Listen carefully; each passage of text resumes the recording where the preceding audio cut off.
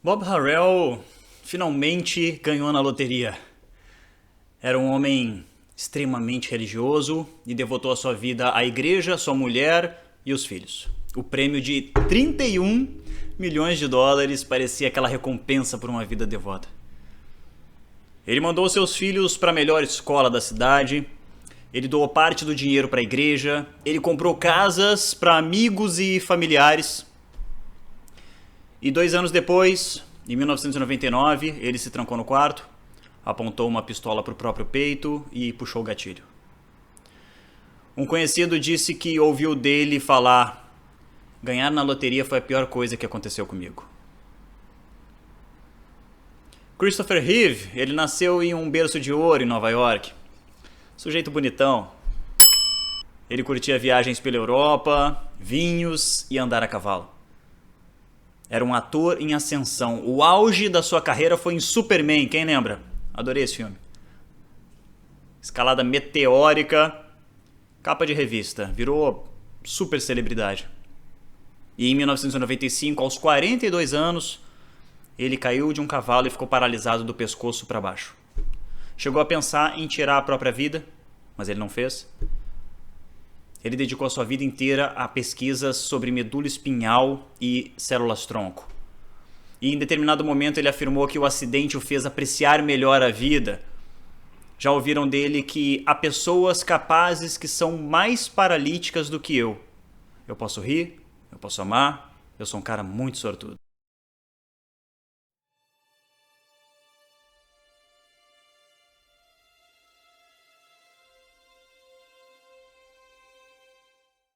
O mundo não é um grande arco-íris. É um lugar sujo, é um lugar cruel, que não quer saber o quanto você é durão. Vai botar você de joelhos e você vai ficar de joelhos para sempre se você deixar. Você, eu, ninguém vai bater tão duro como a vida. Mas não se trata de bater duro. Se trata de quanto você aguenta apanhar e seguir em frente, o quanto você é capaz de aguentar e continuar tentando. É assim que se consegue vencer. E Rock Ali não é exatamente um filósofo, mas ele conseguiu desenvolver o tema muito bem. Um estudo feito em 2010 mostrou que pessoas ao redor do mundo reportaram uma média mais ou menos parecida em termos de felicidade, mesmo com culturas diferentes, gêneros diferentes, salários diferentes, morando ou não em locais com desastres naturais, geografia, X ou Y. E se nada disso pode servir como parâmetro para identificarmos ali o que é felicidade, como é que a gente pode mensurar isso, o que pode então dizer? Nós modernos, nós criamos uma ideia pré-fixada de felicidade. Por exemplo, como tendo uma certa família, ou uma quantidade X de dinheiro, ou um certo parceiro. E essas coisas elas geram felicidade, momentâneas, prazeres momentâneos. Mas a verdadeira plenitude não é sobre momentos. Um dos grandes princípios herméticos trata do ritmo.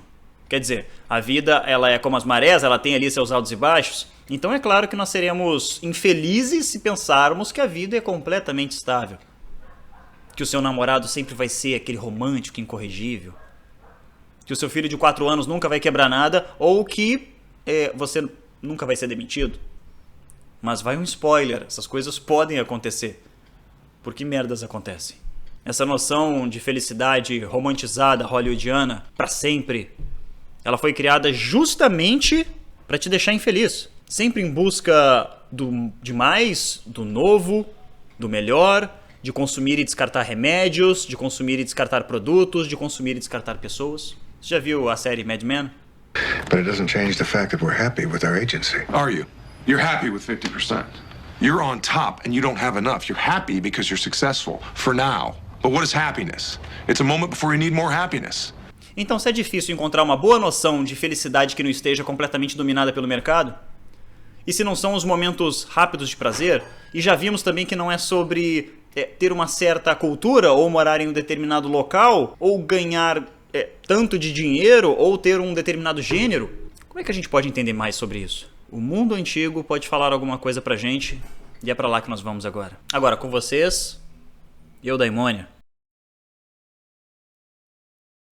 A palavra eudaimônia, ela vem de antigos filósofos. É geralmente traduzida como felicidade, mas isso não não diz muito bem, não captura todo o conceito. Refere-se basicamente à condição abençoada de alguém que está vivendo uma boa vida. Só que para a maior parte das pessoas, isso significa aproveitar ali uma onda de sorte em fatores externos. Mas há pouco mais de 2000 anos, uma galera deu um outro significado para a coisa. Os estoicos, e talvez você já tenha escutado falar, eles compararam ser boa pessoa e ter uma boa vida como coisas similares. Ou seja, elementos físicos ou externos, eles são completamente irrelevantes ou até indiferentes se consideramos a eudaimonia. Felicidade, então, consiste em como respondemos aos eventos e o uso que fazemos deles. Faz sentido para você? Literalmente falando, a palavra eudaimonia, ela significa ter um bom daimon, um bom espírito ou uma centelha divina. Portanto, o filósofo Crisipo, ou Crisipo, enfim, se alguém souber aí me diz nos comentários, ele interpretou a eudaimonia como nosso fluxo de vida, nosso daimon, nosso espírito, em completa harmonia com a vontade de Zeus.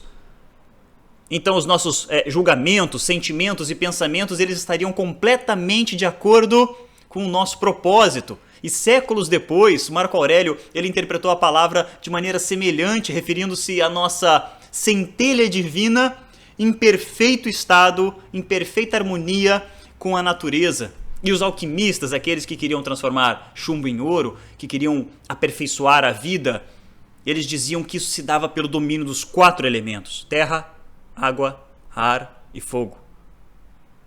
E aqui no canal nós vamos falar bastante sobre alquimia, porque os segredos que eles descobriram transformam qualquer vida. Então, na verdade, os estoicos eles disseram que o sábio perfeito, que atinge ali esse nível eudaimônico, por assim dizer, ele é tão raro quanto a fênix etíope, que nasce a cada 500 anos, segundo a lenda. Por outro lado, os estoicos eles acreditavam que a própria natureza quer que floresçamos, quer que nos aperfeiçoemos. E nos foi dada vida para nos levar a esse estado de completude, pela excelência de acordo com virtude.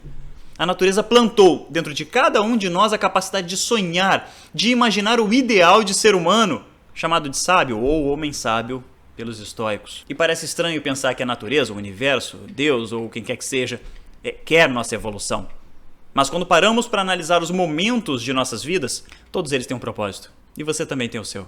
É difícil de imaginar que certas fatalidades têm um porquê. É por isso que começamos com a história do Superman que ficou tetraplégico e encontrou ali um propósito de vida. Se pegarmos momentos pontuais da vida dele, eu nem consigo imaginar a dor, eu nem consigo imaginar como eles seriam difíceis ou como ele ficou infeliz. Mas a vida dele, meu Deus, que história, que lenda, que fênix. Quando alinhamos quem somos com o que o universo quer de nós, ninguém nos segura. Nós podemos conquistar o mundo, nós ganhamos certeza, e certeza nesse mundo muito louco onde a gente vive faz toda a diferença. As coisas estão mudando muito rápido e já virou um clichê ali falar que tudo está mudando muito rápido, mas é verdade. Nunca na história da humanidade as coisas modificaram tão depressa. Então precisamos encontrar algo que é duradouro dentro de nós mesmos. Aí não importa o que muda na superfície, porque aquilo é eterno, aquilo que te impulsiona, que te guia, que te traz plenitude. Quando algo ruim acontece e nos sentimos infelizes, a mente ela começa a divagar. Nós buscamos um culpado, mesmo que sejamos nós. Ficamos com raiva. Aquilo nos consome, achamos que somos pequenos demais ou que estamos destinados ao fracasso. E vamos ali perdendo o sentido das coisas e a fé nas coisas. O nosso cérebro ele tenta catalogar. O que é único? O que você estava fazendo? E isso explica, em parte, algumas reações inesperadas ali, choros desavisados. Então se alguma coisa aconteceu comigo quando eu tinha 4 anos e era um dia de sol na praia, isso explica porque que hoje em dia eu fico triste em dias ensolarados, um monte de gente rindo ao meu redor, quando isso costuma trazer alegria, porque o meu cérebro teria catalogado o sol, céu azul, as coisas ao redor, esses elementos ao redor, como eventos perigosos. E esse nosso sistema que serve para a nossa sobrevivência, ele pode ser mal interpretado, ele pode errar os seus cálculos. Ou seja, não fomos feitos para sermos felizes, mas para sobreviver. Felizmente, nós somos muito mais do que instinto, certo? E um bom propósito é muito mais do que momentos de felicidade. Ou seja, tudo bem, a gente não foi feito para ser feliz. Essa parte é por nossa conta. Esse sistema, ele serve para que possamos extrair ensinamentos E se aprendemos algo, evoluímos, seja como mãe, como pai, como filho, como filha, como parceiro, como ser humano. E isso nos faz acreditar em um mundo melhor, em um amanhã melhor. E acreditar, nós precisamos ter fé. Nós precisamos ter fé para tudo, para confiar, para se entregar a um relacionamento, para começar um empreendimento. Ou para acreditar que nós vamos conseguir superar. Então essa fé ela não tem um sentido religioso.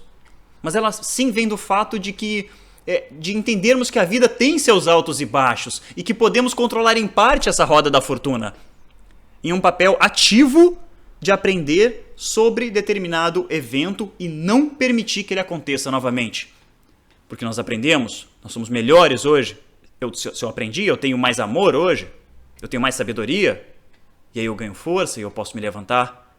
E se eu me levantar, talvez eu consiga ajudar outras pessoas que estão caídas. E quem sabe nesse processo não topamos ali com algum tipo de propósito.